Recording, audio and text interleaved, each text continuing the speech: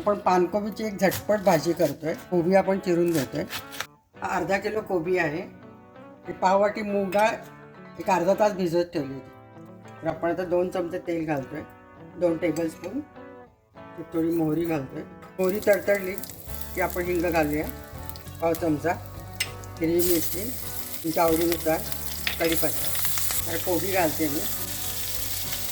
पाववाटी डाळ भिजवली होती मुगाची एक अर्धा तास। त्याचं पाणी काढून घेऊन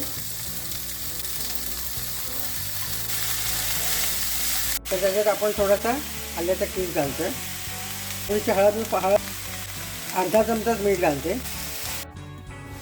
वाफवायला ठेवली आहे। एक 10 मिनिटात कोबी शिजेल ठेवली होती। तेव्हा आपली भाजी शिजलेली आहे। तर आपण थोडंसं ओलं खोबरं आणि कोथिंबीर घालू। अशी आपली झटपट कोबीची भाजी तयार आहे।